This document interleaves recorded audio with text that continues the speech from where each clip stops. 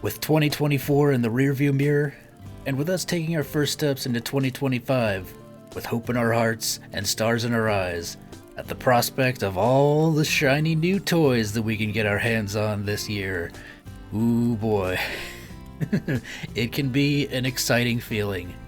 And we may make resolutions, here and there, to play more games or maybe get invested into a series that we've wanted to for a long time but just for some reason never took the plunge. And so today, I'm here with 13 games that I'm looking forward to playing in 2025. Knock on wood.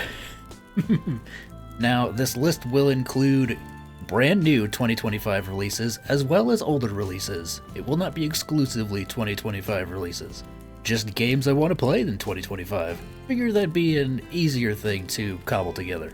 Now, as far as those 2025 releases, only games with actual release dates or a release window will be included. So, unfortunately, no Kingdom Hearts 4 or Deca Police this time. What is going on with Deca Police? Level 5, they keep delaying that game for some reason. Oh, man, they make great games, but their mismanagement of them is just baffling sometimes. And this list, barring the top 3, will not be going in any particular order. So just keep that in mind. Starting things off with number 13, the 100 Line Last Defense Academy. Very silly name aside, this game looks so good, dude. I didn't think that the Danganronpa style would ever really translate properly into 3D, but I think this game looks even better than Raincoat does. And I gotta say, the gameplay looks really interesting to me. It's almost like some kind of strategy tower defense. And with this game being, well, the love child of Kodaka and Uchikoshi, we know we're in for a crazy time in terms of the story. Based on the trailers, they're definitely hiding some things from us for sure. We still don't even know how, deaths will work in the game. If it'll be, choice-based, or if it'll just happen naturally over the course of the story. But as a massive Danganronpa fan, I feel like I would be remiss if I didn't include this game on this list. Hey, that rhymed. Now, that's the thing, is whether or not I'll be playing this game on my own or doing a Let's Play of it. I'm very tempted to do a Let's Play of this game, honestly. I feel like it's one of those kinds of games that just make peak reaction content. And just with how crazy Danganronpa and AI the Somnium Files and 999 got in terms of the story, I just feel like that would be a very, very entertaining time. Some of those reveals would still blow my mind to this day. And moving right along to number 12, Trails Through Daybreak 2. Oh man, this game is almost upon us. Just a little over a month away, and February 14th we'll be playing this game. I feel like not much needs to be said. But as a massive Trails fan who's played every single game from the beginning, and with this being the next mainline entry, it goes without saying that I'm incredibly excited to see what this game's all about, especially because of all the negativity around it. Or so just curious as to why do people feel that way, and if it'll be a similar situation to Sky the Third, where it was initially not taken too well by the fandom, but over time ended up being one of the fan favorites, and is my personal favorite Trails game, for obvious reasons. But with the little that I have played, I will say the story is definitely interesting enough, and oh man, I cannot wait to see so many of the character interactions. Oh, that if you're a fan of the characters specifically in these games, I just feel like this is gonna be heaven. And with all the gameplay improvements from Daybreak in terms of the action combat and the turn-based combat, I think at the end of the day, even if the story isn't all that good or executed not as well as they could have, it's still gonna be a fun game. I definitely believe so. And at number 11, surprise, Chrono Trigger. Yup, this is a game that is beloved by a whole lot of people, and is often touted as one of the best classic JRPGs in existence, and is one that I have never played before. And I know, the original version is the definitive version, but after trying to look for the DS version for so long, and never really being able to find it or afford it at the time, finally decided to just bite the bullet. And the game was on sale on Steam, and I just picked it up, with the intention of going through it. Needless to say, I have heard nothing but insanely high praise for this game, and that it holds up extremely well for today's modern standards, and that it was almost a pioneer of sorts, and the gold standard when it comes to the term JRPG for a lot of people. And it also has one of my favorite gimmicks in terms of time travel shenanigans. Oh hey, maybe this will end up being one of my favorite games of all time, who knows? And following a similar pattern, number 10 is Dragon Quest XI. This is a very legendary series, more so in Japan than in the West, but still has a fairly sizable fanbase over here, and is one that I've never played, ever, in my life. And I'm going to be completely honest, the only reason I wanted to play a Dragon Quest originally was because of the inclusion of the hero in Super Smash Bros. Ultimate.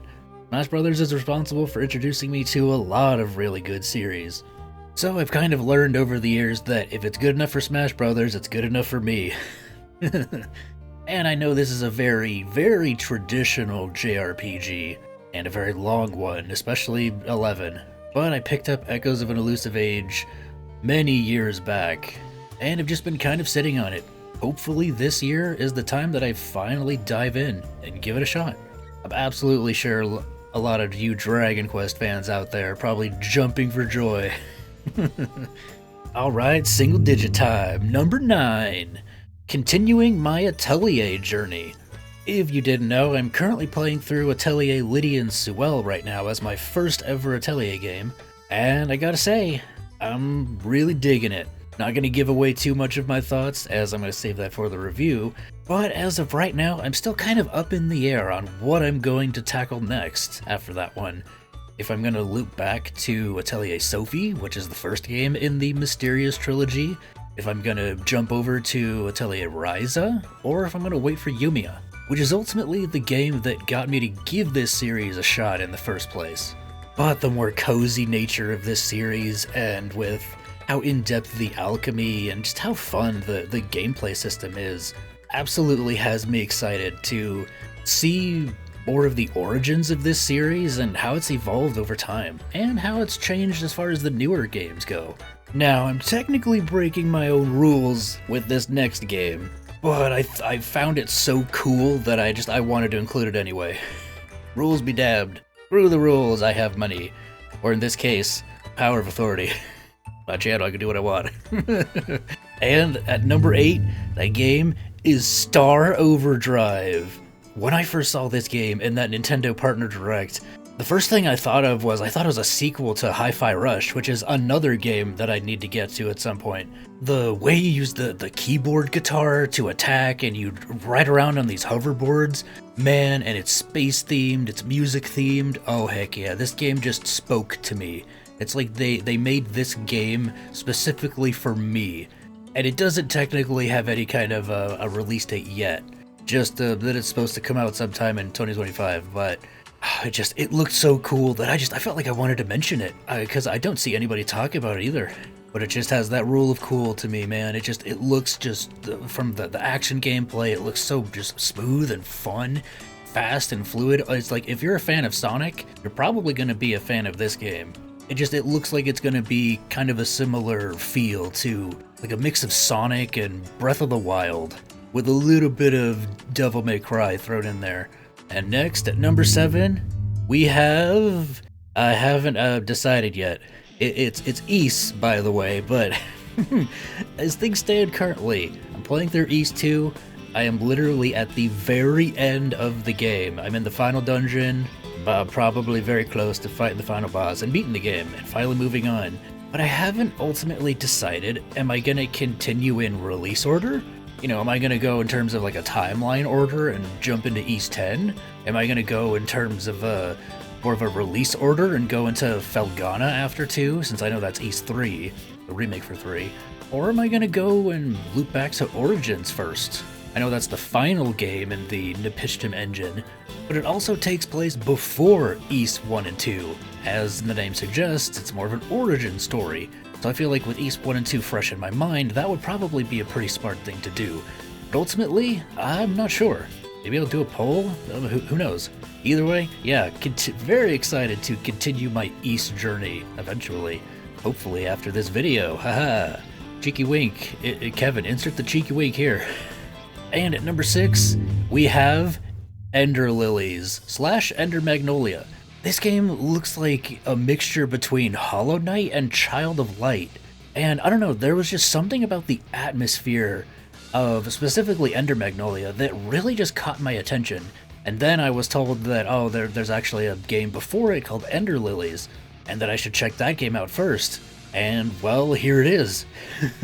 I really don't know too much about these games, other than what I saw in the trailer for Magnolia, but that's the beauty of indie games, man. They can tell some pretty cool stories with just atmosphere alone, and they usually end up having some pretty good gameplay elements to go alongside of it. And in terms of the gameplay department, it did seem more along the lines of a Hollow Knight style action game, which is fine by me. It piqued my interest, and honestly, if a game looks interesting to me, I want to play it. It's very simple. And at number 5, getting a little controversial here, kinda. Zenless Zone Zero. I know, Cyrus, you really want to jump into a gacha game? Yes, I've played a lot of Genshin. I don't play it anymore, but I played a lot of it back in the 2019-2020 you-know-what days. And that's the thing with MiHoYo, is I gotta give them credit. I hate gacha games. I hate them with every fiber of my being. But they managed to sink their hooks into me and get me to try one and fall in love with it. Originally it was Genshin, now it's Honkai Star Rail, and could it potentially transfer over to this game? I've seen a lot of like the ads and stuff on YouTube, and the animations just seem crazy. Like, they're very exaggerated, they're like hyper exaggerated, and you can definitely tell where all the budget went.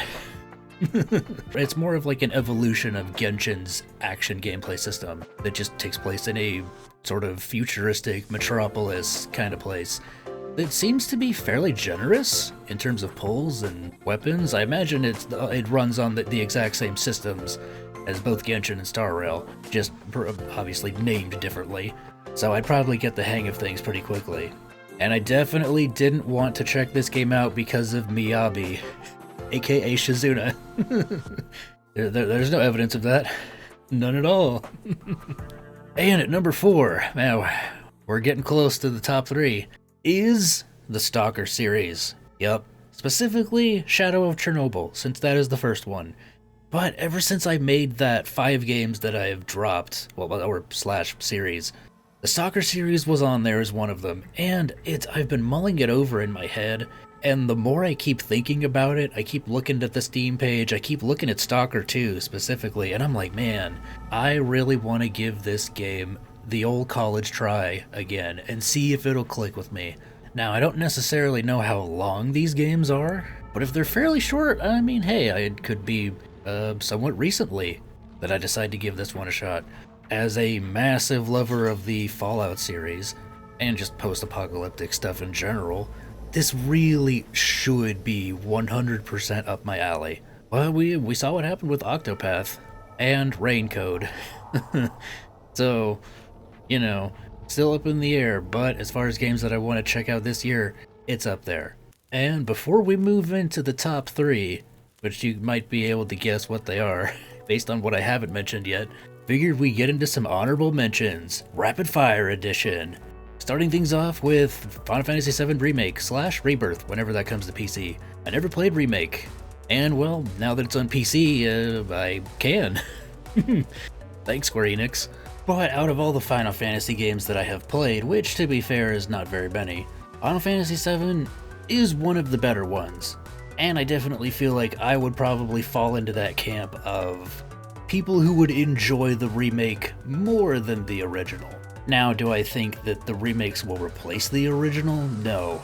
I feel like this is one of those rare instances of you probably should play both, because I know that the remake does change some things, so having the context of the original before playing the remake will probably make it just a better experience overall. But since Part 3, which will contain you know what, if they end up even going that route from what I have heard, I don't know how deeply they're going to change things. But since Part 3 has yet to be announced, I definitely have time. I have time to catch up. So that's why this is on the honorable mentions. Romancing Saga 2, a series I know nothing about, but it's been highly recommended to me personally through people that I know, and just through all the buzz online. I've seen absolutely nothing but insanely high praise for this game, and honestly, that's kind of interested me. Just the pure hype has made me just kind of sit up, peek over the edge, and it's like, what's going on over there? Like a Dragon Ishin. I know this is a remake of the OG PS3 game that was previously Japanese only, and the reason it's on here is because, well, it's a spin-off, but the hack and slash gameplay using swords and stuff just seems really cool, and I mean, it's by RGG. With their track record, even if a game isn't that great, which I've heard this game is kind of on the meh side of things, still it will end up being a good time. Black Myth Wukong. As a huge Souls-like fan, and well, since I've loved Elden Ring so much, I've heard that if you're a fan of Elden Ring, this game is just right up your alley. And I mean, hey, it was up there for Game of the Year, so a lot of the more casual side of the gaming audience definitely took a shine to this game. But again, as I mentioned, a huge Souls-like fan, and that's kind of all I'd really need. If a game is a Souls-like, and it's praised by the masses, I'll probably have a good time. Shin Megami Tensei 5, Vengeance. Another classic case of you did good by not buying the initial version on launch. Atlas is getting really kind of predictable with these, aren't they? I know they said there isn't going to be DLC for Metaphor, but at this point I wouldn't be surprised if we get some kind of super definitive edition like a year later with some kind of extra story or extra characters. I don't know. I've come to expect it at this point. I'd be more surprised if it didn't happen. But I'm a big SMT fan. More so the spin-offs than the mainline SMT games, although SMT4 is the GOAT. Devil Survivor 3, when, Atlas? Come on, please. We need that in our lives. Bring back Raido Kuzunoha. Come on. Those games were awesome. I love that just old, what is that, Edo period? Kind of schoolboy detective themes of that game. Oh, it was so unique too. With the mixing, with the way that they handled the action gameplay. I feel like a third one would be really cool, especially with looking at Metaphor's gameplay. Visions of Mana. This was a game that came out in 2024 that I actually played the demo of, and I really enjoyed, and I just never got around to it. I'd like to rectify that by playing it this year, hopefully. But again, as it's on this list, it's kind of on a tier below everything else. And in honor of NetEase closing down the studio, just made me want to check the game out even more. But the visuals were gorgeous and the gameplay was really fun, and I could definitely see, once you started unlocking more of the elemental affinities and the other characters in your party, that it would open up quite a wide swath of gameplay options and styles. SteamWorld Heist 2. SteamWorld as a series might be my favorite indie series, at the very least a top 3. But when I saw this game got announced, oh man, and it looks just like the first game, but better. They even brought back steam-powered Giraffe to sing. I don't know how many new songs they did. I only heard the one new song in the trailer, but I imagine there's at least a couple new ones. And I wouldn't be surprised if they recycle the old ones either.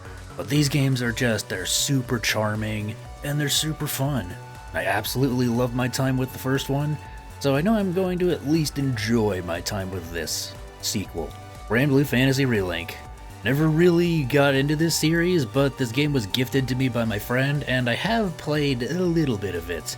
But I would like to make it a goal to finish it sometime soon, because what I did play I did enjoy. It felt more like a Monster Hunter Lite, in terms of how the missions were structured and how the characters felt. It felt like more of a casual anime-style Monster Hunter, if that makes sense. The Witcher 3. Ever since the announce of The Witcher 4, which I'm not sure if my reaction to that trailer will be out before this or not, but yes, I've seen the trailer. I've never finished Witcher 3. I've played Witcher 1 and 2, I loved them both, and I got a little burned out on the series when I finally got around to 3. But I would really like to go back and finish it before Witcher 4 comes out, and see the conclusion of that story for Geralt, and just what happens to lead up into Witcher 4. Well, how did Ciri become a Witcher? Do we get the answers in that game? Is it through the DLC? Do we know where he is and why he's not in Witcher 4? Those are all questions that I definitely want to know, all while seeing, just how the story of Witcher 3 unfolds, with it being boiling down to finding Ciri, and whatever other adventures our boy Geralt stumbles into along the way. And for the last honorable mention, the BlazBlue series. I've never really been a big fighting game fan, but there's something about the BlazBlue series that just kinda has always spoke to me. Probably just the really stylized anime art style. But I've seen some scenes with Hazama, I've seen the egg scene, I've seen a couple of the other meme scenes from I don't know if it's an anime series or an OVA or what that is. And I really like the designs of a lot of the characters. And for a fighting game, most of my interest would be in the characters and a story mode, which I have heard that these games do have story modes. And a close friend of mine, Kevin Street, recently started playing through them, has done a couple of reviews himself, and has definitely served to pique my interest into finally giving this series a try. Apparently Noelle is best girl, is that true? BlazBlue fans, you'll have to let me know. Alright, with the honorable mention section out of the way, it's time to go into the top 3. And at number 3, we have the re-release that really did come out of complete left field. Ys vs. Trails in the Sky Alternative Saga. This was not on my bingo card for this year. As far as 2025 releases go, this was a game I never thought was ever gonna get released, or any kind of localization, and they just casually dropped this on us, like, yeah, here you go. And what has me most excited for this game is absolutely the story mode. I just can't wait to see all these Ys characters and Trails characters interacting with each other in just some kind of lighthearted, goofy kind of story. And I really do genuinely hope that this game sells well enough that they can make a new one and include even more Falcom-related properties, not just Ys and Trails characters, although you can make an entire fighting game roster on them alone. It would make Smash Brothers and even Dragon Ball Z Sparking Zero cringe at how massive it would be. Bring characters from Naruto, bring characters from the Y series, Brandish, the OG Legend of Heroes games, the Dragon Slayer games, all of Falcom's titles. Just make it a giant celebration of Falcom history. Kind of like how Smash Brothers is, a giant celebration of Nintendo history, and other various third parties. But mostly Nintendo, you know what I mean. But I am 100% gonna be playing through this game on the channel, you can believe it. We're gonna have so much fun going through that story mode. Oh, who am I gonna main? I still don't know who I'm gonna main. Here's where I would main Kevin, if I had one. Why is Kevin not in the game? I mean, he's in the game as a support character, but why is he not a playable character? At this point, it's like this was made to, like, as a slight advertisement for Zero because Lloyd is in the game. But Kevin, he's a main character. Why is he not playable? That's a very questionable decision, Falcom. You better rectify that in the sequel. Kevin better be the main character in that game. And number 2, we have another series that I mentioned previously. Technically it's a 2-for-1 special, but you'll see what I mean when I say it. Like a Dragon Infinite Wealth / Pirate Yakuza in Hawaii. Oh my gosh, I cannot tell you how excited I am for Pirate Yakuza. Oh, RGG is cooking with 10 different kinds of gas. They are cooking at such intense heat that even Walter White is impressed. What more can I say on these games, these Yakuza games, these Like a Dragon games? RGG has been knocking it out of the park recently with their releases. With the Judgment series, with Like a Dragon Gaiden, with 7, Infinite Wealth, and now Pirate Yakuza. And I have not played Infinite Wealth yet, so that's why this game is up here. I do own it though, thanks to the latest Steam sale, but it's one of the games that I want to get to as soon as possible, because Pirate Yakuza comes out also in February, right behind Daybreak 2. And I don't know how much of Infinite Wealth will be necessarily discussed in that game, as it will be technically the Gaiden to Infinite Wealth, since it takes place beforehand. But just the gameplay, the sailing mechanics, just customizing your ship, oh my gosh. As somebody who is an avid lover of pirate-themed games, all of Wind Waker, Black Flag, East 10 most likely, this game just looked like it is going to be an absolute delight and a joy to play and experience. And it's starring our old pal Majima as the main character. You never go wrong when Majima's a main character. And we finally hit it. Number 1. The game that everybody expected to be here. The game that holds the most special place in my heart. Hello Kitty Island Adventure! Yeehaw! No, we're not doing that joke. Trails in the Sky, first chapter. Do I even need to say why? I could just leave it here and be done with it. The trailers alone, oh my god, just the cell shading, I can't believe Falcom is developing this game. I just hope that their PC version is good. Please, Falcom, please do not mess this up. You guys haven't worked on a PC release since Y2, 2009. It's been a long time. You might be a little rusty, but this game could absolutely become the definitive way to play and start, most importantly, the Trails series. Oh man, if everything translates properly into this game, that's it. We've won. As Trails fans, we've won. What we've seen of the gameplay and just oh my gosh, the animation quality, this is how like I envisioned a remake would look in my head, but somehow it looks even better. The only thing I'm unsure about are the chest messages. I feel like they're not gonna be in the game, and that's gonna be a bummer. But it won't be a deal breaker if they're not. If they somehow go out of their way and add them in, that would be greatly appreciated. But it was only done so because of how the Falcom coded the games back then, which has gotten better, I would imagine. But seeing so many people excited for this game and actually finally willing to give this series a shot with this remake of the first Trails game has me super excited, and I am 1,000,000% gonna play through this game on the channel. You can believe it. I'm gonna just ooze all over it. The nostalgia is just gonna, I'm gonna, rose-tinted glasses, nostalgia, the whole 9 yards. I'm just gonna fanboy the entire time. I'm not even gonna like read the dialogue or anything. I'm just gonna be nerding out. And just like screaming and screeching and fangirling all over the place. I'll probably be speaking in tongues, at least 12 different languages, but this game is very special to me, and that's why it's number 1 on my list of games that I really want to play in 2025. Let me know what games are on your guys' list for 2025, and what you're excited for.